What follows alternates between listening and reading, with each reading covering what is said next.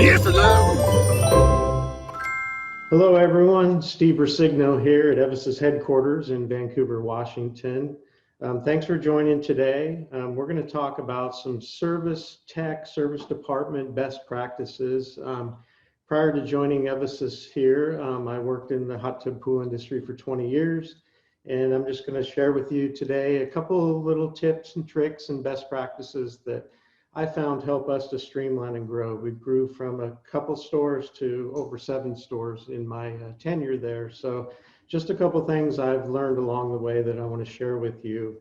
We're going to be looking today utilizing the Lou software as I go through some of these practices and talk about them.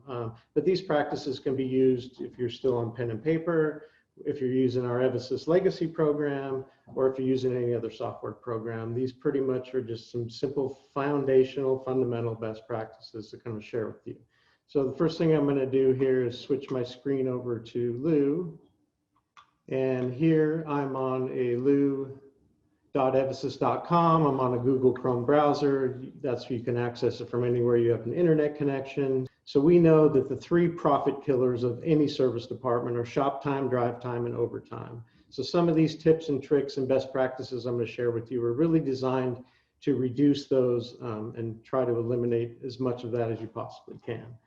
So the first thing we're going to do here in Lou is we're going to customer calls in, they want their hot tub, let's say, drained, cleaned, and refilled. So I'm going to go ahead and just create a work order here in Lou real quick.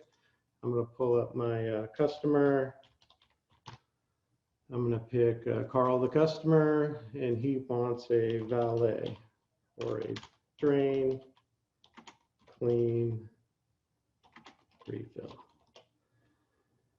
And then one thing I want to point out here is kind of a little tip. So tip number 1 is if you have an interview. Now I don't have an interview set up for this particular job, but I'll show you what some interviews kind of look like. So you could have it for a hot tub delivery, a hot tub not heating, a site inspection, jets not working, no power, so whatever. So I've created some interviews in here that when the folks that answer the phone to get the request for service, they can kind of go through a few simple troubleshooting techniques to kind of keep you from having to run out there and flip a breaker or go out there and rinse a filter or something like that. So those are very handy to have. But back to my work order. So I've got a valet, a drain, clean, and refill. I'm going to pick a task type, which is drain and clean hot tub. My scheduled division will be my maintenance division, and I'll do it out of my service center warehouse. And this is going to be some on-site service. And I'm going to make this a work order. So I go ahead and create the work order. And here it shows me I've got this work order for Carl, the customer. This is all the stuff over here. The request is right here, valet, drain, and refill.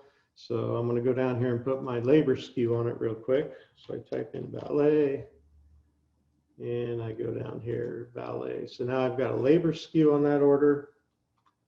And now I need to schedule the actual drain, clean, refill task. So I click here in schedule to create a task. It automatically populates Carl, the customer, in there. Populates down here what I want to do because I filled that out early on. My route's going to be my maintenance route. And let's say he wants it in the afternoon, and it automatically assigned me to this. So I'm going to go ahead and I can assign the vehicle I'm going to be using, which is service van 1, and then any assets I might need for that job. So obviously I'm going to need that sump pump, so I'll put that on there, and I'm probably going to need a shop vac too. So I'll throw that one on there, and then I create that task. So now that I've got that task created, customer called in, said they want their hot tub cleaned, refilled. I could take a deposit right here if I want, but for sake of time, I'm just going to jump into the schedule. So now, when we're looking at our service schedule for the day, we go to this, hit the schedule tile in Lou, and then it takes us to our schedule dashboard, and we can see I have this split out of my different divisions. So I've got delivery, I've got maintenance, I've got repair. So I can see I've got some appointments for each of these things here. They're confirmed. So if I want to go look at the actual calendar, and so this is, so tip 1 or 2 for the day, or best practice is We would always tell customers, because they always want to know where they're at in the day, of when you're going to be there, what time you're going to be there, right?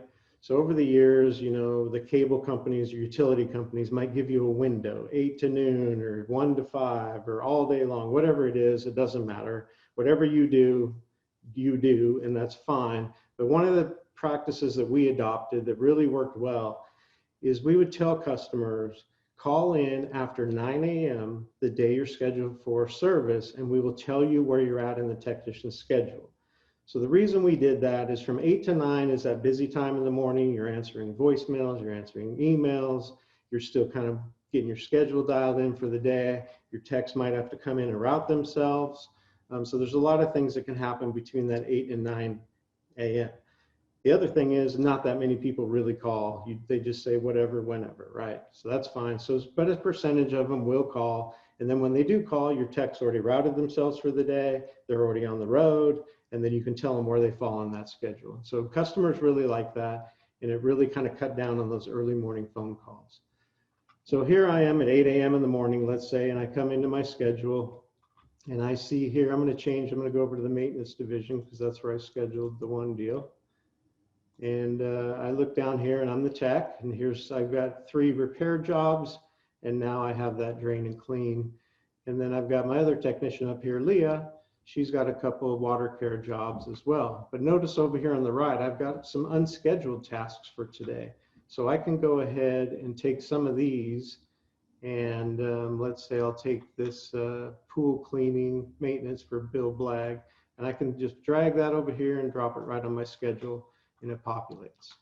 And let's say I want to give a few more to Leah, so I'll take these and throw this over here. Maybe we'll take this one and put it down here, and we'll take this one and put it over here, and we'll do one more over here for Leah. So now that's scheduled. So when I drag those and drop those on the calendar, it automatically updated the task for that technician as well as the work order, automatically updates it. So if I need to take a little bit more time on this one here, this maintenance and cleaning, I can just go over here and make it a little bit bigger. Oops, I moved it. Right. There, now it fills the time. So now that I've got the schedule set for the day, I'm going to go back home here. And if I'm the service manager, the dispatcher, the person in charge of scheduling, I'm going to, once I've got my schedule, I've looked at the calendars and things are set up, then I can go into my day here. And so this populated to me because I'm in here, and it shows me I have 6 jobs for the day. And I know I also need to look at Leah's schedule. So I'll start with Leah, just go in here to switch. I'll find Leah. There she is, and then I'll switch. So now I have Leah's schedule on here. So the first thing I'm going to do as the person responsible for scheduling and routing and all that stuff is this is the list of tasks for today for Leah. First thing I want to do is map her day, see what it's going to look like for her.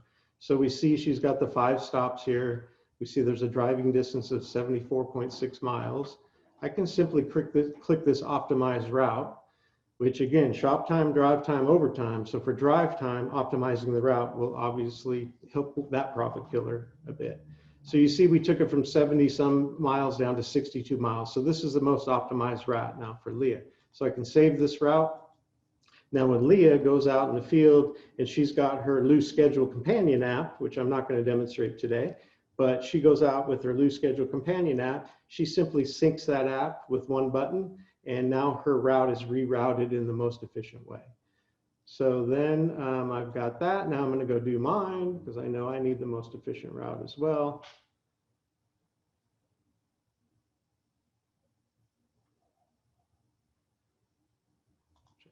Go back here. I couldn't find myself on there for sake of time. I'll just do this as quicker. Go back to my day. Now it's to my schedule. Again, I've got my 6 or so jobs here. Same thing. I map my day. Whether you're doing this manually or you have a software program that does it for you, either way, you're going to want to optimize your route. So then I go ahead and optimize that route and I save it.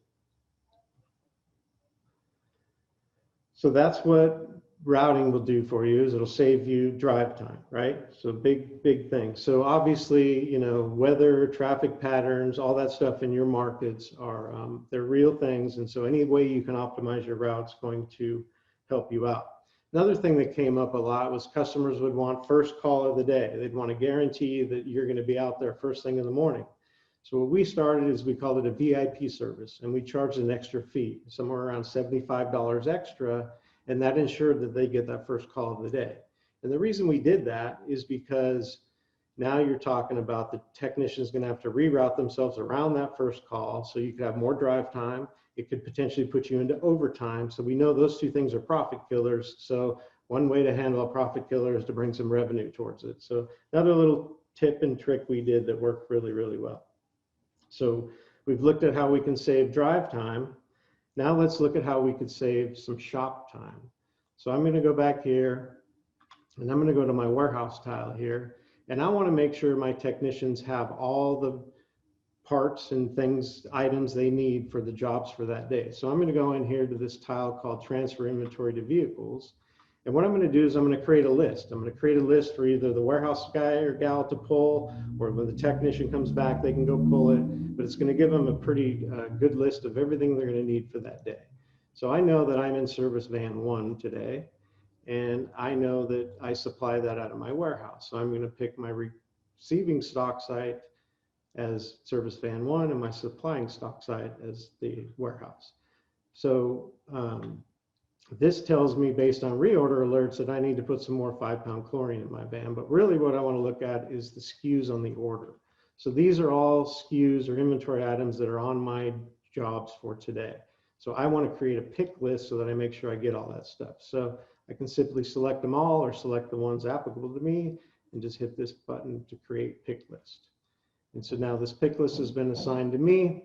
Now I can go either print it out, hand it out, assign it to anybody else, and that makes sure all the product is on the vehicle for that day's jobs. And again, that's going to save us some shop time. So another profit killer, shop time, we can save some time there by being organized, whether you're doing it handwritten or again, you have a software program that'll do it for you.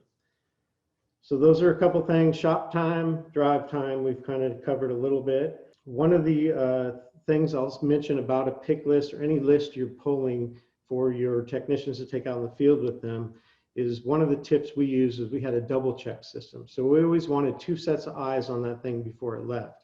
One of the worst things that could ever happen to me, and I'm sure it's happened to you time or two, is that you get a technician out to a job, they drive all the way there and they don't have everything they need for that job. So this obviously helps eliminate that. So now you're talking shop time, drive time, and overtime potentially, because they're going back and forth to the same job site a couple of times because they forgot something. Now we're in an overtime situation. So the other tip and trick I'd like to share with you is add-on sales. So for 20 years, I had service technicians tell me, we are not salespeople. We don't want to sell anything out in the field. But I always told them, we never ask you to sell something that they don't need. So we never ask them to sell something the customer did not need. Now we know, especially those of you out there have been doing this for a minute, we know that customers do not take care of their hot tub. So they always need something. It's either chemicals, it could be a cover, it could be a number of things, filters. They buy these things and they expect them to last forever. Of course, we know they don't. So one of the best practices we did is we had our technicians carry product on their vans. So we'd always run up against, we don't have room. I don't have room in my van for that chlorine or those filters or whatever the case, right? So we improvised. We got together with them and came up with a solution. So when we're out in the field in our service vans, we do not carry 2-pound chlorine. We only carry 5-pound chlorine, right? So our thing was, if the customer wants a 2-pound chlorine, they can drive into the store and get it. But our guys and gals are out there with the 5-pound thing. And we know that these customers need this product. So the best tip, trick, practice that we did, however, was we actually focused on the numbers. So we published weekly numbers of how they did for total revenue. And then we broke out kind of what we call add-on or aftermarket sales. because we wanted to see how many ozones they sold out there, if they sold a cover, if they sold filters, if they sold chemicals. Again, stuff that these customers need, not that we just want them to sell. Once they adopted that philosophy of, wow, these people are really appreciative that I've got this stuff on my van and they can buy it right now, really got them to buy into that concept. And then one of the things you do is when you publish these numbers, it kind of brings this peer pressure thing into play, right? Where everyone wants to kind of compare themselves to others, and we call out the people that are doing well, right? Encourage the behavior you want to see. So that worked out really, really well. And we put some spiffs and contests in place, like whoever sold, we'd maybe put something on sale, say an ozonator. Whoever sold the most ozonators in the month got a certain spiff or reward. So those things work really, really well. So that's kind of my quick little tips and tricks for service. I'd like to take a pause here and reach out to our panelist, Kim, and see if there's any questions out there so far. One question that we was regarding routing a text day. And specifically, the question was, when you're remapping the route for that day, for that tech, does it take into account the desired times by customers? So can you do both time and routing by distance at the same time?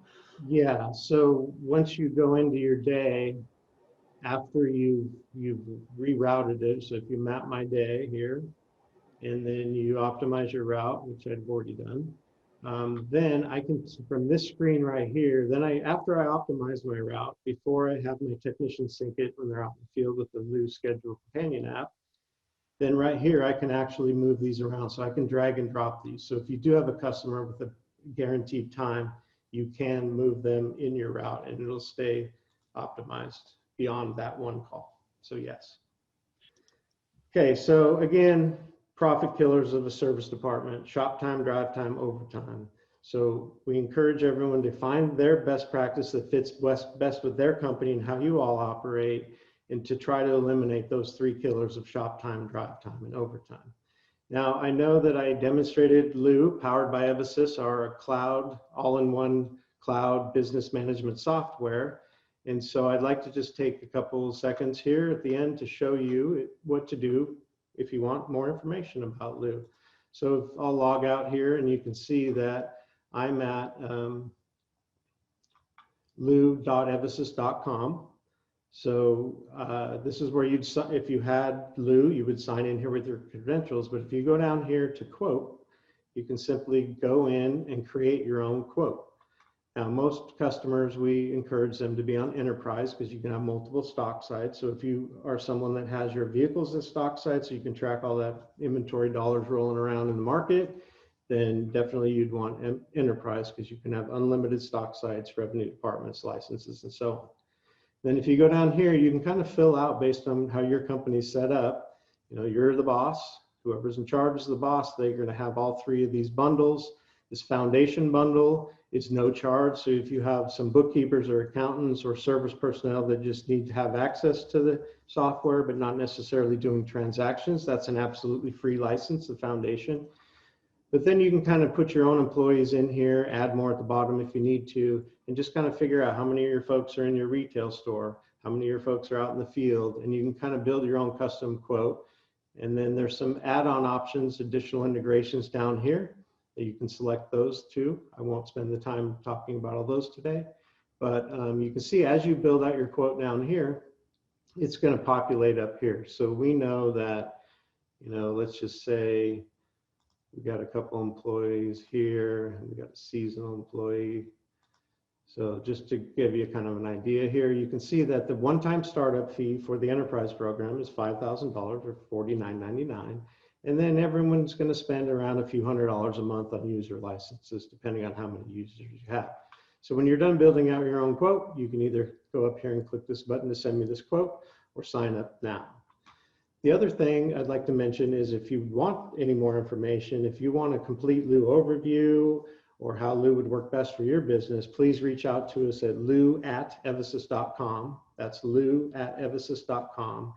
And what we do is we'll have a conversation. We'll get to know a little bit about how your business operates, and we'll be able to create a custom demo for you to see how Lou could help you streamline and grow your business. So that's all I got for today, folks. I just wanted to share those few little simple tips, tricks, and best practices for my service department years.